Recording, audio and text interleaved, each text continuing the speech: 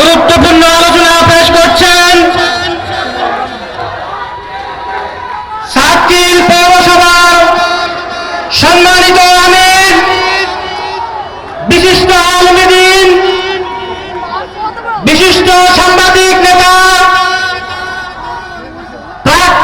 সাবেক ছাত্র নেতা জনাব মৌলানা আক্তার হোসেন। জনাব মৌলানা আক্তার হোসেন ওনাকে ওনার মূল্যবান বক্তব্য পেশ করার জন্য বিনীতভাবে অনুরোধ করছি।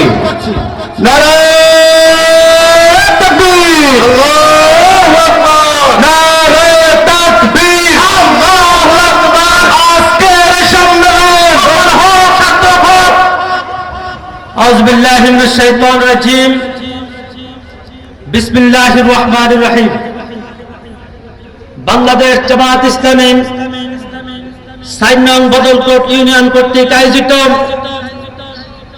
আজকের এই কর্মী সম্মেলনের সম্মানিত সভাপতি, বিশেষ অতিথিবৃন্দ, বদলকোট বাজারের ব্যবসায়ীবৃন্দ, উপস্থিত সাংবাদিক, শিল্পীবৃন্দ, আমার সামনে উপবিষ্ট ইসলামী আন্দোলনের কর্মী ভাইরা, আসসালামু আলাইকুম ওয়া রাহমাতুল্লাহি ওয়া বারাকাতুহু। আল্লাহ পাকের শুকরিয়া আদায় করছি যে রব্বুল আলামিন বাংলাদেশ জামাত ইসলামের মতো একটি সংগঠনের ডাকে সাড়া দিয়ে আজকের এই কর্মী সম্মেলনে উপস্থিত হওয়ার সৌভাগ্য নসিব করে দিয়েছেন। বিশ্বনবীর প্রতি অগণিত দরুদ, যার আদর্শ প্রতিষ্ঠা করাই বাংলাদেশ জামাত ইসলামের লক্ষ্য, যার আদর্শ আমরা আদর্শিত, যার আদর্শ প্রতিষ্ঠা করাই হচ্ছে আমাদের মূল লক্ষ্য। শুহাদা তার মাগফিরাত কামনা করছি। বিশেষ করে বাংলাদেশে ইসলাম প্রতিষ্ঠিত করতে গিয়ে যেই সমস্ত ভাইরা জীবন দিয়েছেন, শাহাদাতের নজরানা পেশ করেছেন, আমরা তাদের জন্য দোয়া করি। স্বাধীনতার পুনঃপ্রতিষ্ঠার জন্য 5 আগস্ট এবং এর পূর্বে যে সমস্ত ছাত্র জনতা শহীদ হয়েছেন, আমরা তাদের জন্য দোয়া করি। আল্লাহ পাক রব্বুল আলামিন তাদেরকে জান্নাতের সর্বোচ্চ মাকাম দান করুক। সংগ্রামী উপস্থিতি, এই বিজয়ের মাসে আমরা তাদেরকে স্মরণ করি যারা বাংলাদেশে 1971 সালে একটি স্বাধীন রাষ্ট্র হিসেবে ঘোষণা করতে গিয়ে বাংলাদেশকে বিজয় ছিনিয়ে এনে দিয়েছেন। 1971 সালের 16 ডিসেম্বরে বিজয়ের মাধ্যমে বাংলাদেশের মতো একটি রাষ্ট্র প্রতিষ্ঠিত হয়েছে। আমরা সেই সমস্ত শহীদদের আত্মার মাগফিরাত কামনা করছি।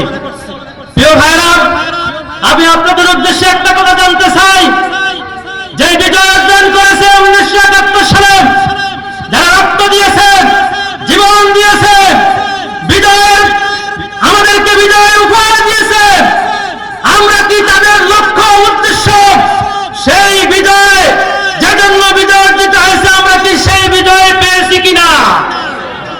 যারা ক্ষমতার মস্তদে এসেছে নিজেদের পেট, নিজেদের পকেট পুরানোর জন্য, তারা তাদের জন্য কাজ করেছে, দেশের জনগণের জন্য কাজ করে নাই। আমরা ইন্টারে একটা গল্প বলেছিলাম, ইয়াকুব আলী চাচা, তিনি সকালবেলা ঘুম থেকে উঠে তিনি জনগণকে বললেন জনগণকে শান্তি দিতে হবে। জনগণ বললেন কি করতে হবে? তিনি বললেন এই এলাকার মেম্বারের দায়িত্ব আমাকে দিতে হবে। জনগণ তাকে মেম্বার বানাইলেন। কিছুদিন গেল, মেম্বার সাহেব আমাদের উন্নয়ন কোথায়? মেম্বারের হাতে কিছু নাই, যা আছে সব চেয়ারম্যানের হাতে। জনগণ তাকে আবার চেয়ারম্যান বানিয়ে দিলেন। এবার কিছুদিন গেল, চেয়ারম্যান সাহেব আমাদের উন্নয়ন কোথায়? আসলে চেয়ারম্যানের হাতে কিছু নেই, যা আছে সব পার্লামেন্টারি বোর্ড, এমপির হাতে। জনগণ বললে কি করতে হবে? আমাকে তোমরা এমপি বানাইতে হবে। জনগণ তাকে এমপি বানিয়ে দিল। এমপি সাহেব আমাদের উন্নয়ন কোথায়? তিনি বলেছেন আসলে আমার ভুল হয়েছে, আমি আসলে যা বুঝতে পেরেছি, এদেশের যারা আইন প্রণয়ন করে, যারা একটি কমিটিতে আছে, সেই সমস্ত মন্ত্রীদের হাতে মূলত ক্ষমতা। আমাকে সেখানে যেতে হবে তোমাদের উন্নয়নের জন্য। জনগণ আন্দোলন করে তাকে পাঠিয়ে দিল মন্ত্রী পরিষদে। প্রিয় ভাইরা, তিনি মন্ত্রী হলেন। এবার বললেন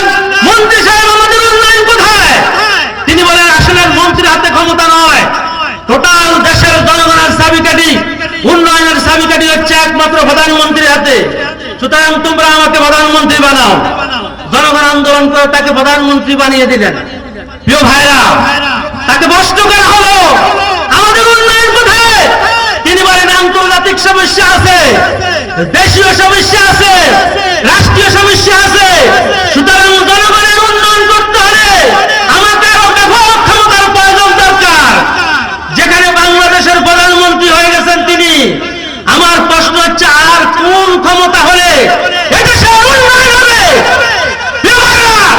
দেশের সর্বস্তরে প্রতিটি কানায় কানায় ইয়াদুয়ারি শাসনের মতো লোকেরা ক্ষমতার মস্তক দখল করে গেছে।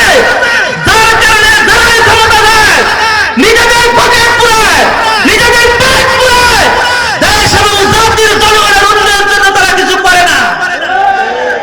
জামাত ইসলামী বাংলাদেশ 1941 সালে প্রতিষ্ঠিত হয়েছে একটা স্লোগান নিয়ে, জনগণের উন্নয়ন, মানুষের উন্নয়ন, নৈতিক চরিত্রের পরিবর্তন, স্বাধীনতার সার্বভৌমত্ব রক্ষা করা। জামাত ইসলামী সেই থিম, সেই স্লোগান নিয়ে আমরা আজ পর্যন্ত কাজ করে যাচ্ছি। জামাতকে বারবার নিষিদ্ধ করা হয়েছে। কারণ কি?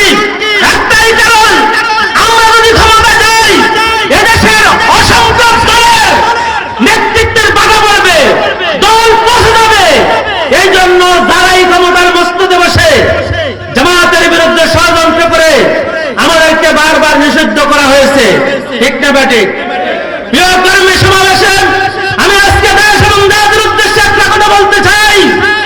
জামাত কর্মী একমাত্র আল্লাহ তাআলার জমিনে তার দ্বীন প্রতিষ্ঠার জন্য আমরা আন্দোলন করি।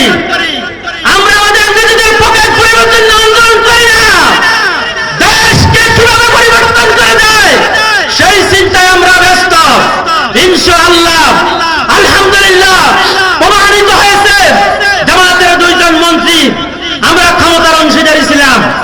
আপনারা বলেন পরিবর্তন যন্ত্র দিয়ে 2 জন মন্ত্রীর 1 টাকার দুর্নীতি কি খুঁজে পেয়েছে? পায় নাই। ইনশাআল্লাহ আসুন জামাতের হাতকে শক্তিশালী করুন। এদেশে আল কোরআনের সমাজ প্রতিষ্ঠা, বিশ্বনবীর আদর্শ প্রতিষ্ঠার মাধ্যমে জনগণের কল্যাণ নিহিত রয়েছে। এই উদাত্ত আহ্বান জানিয়ে আমি আমার বক্তব্য শেষ করছি। আসসালামু আলাইকুম।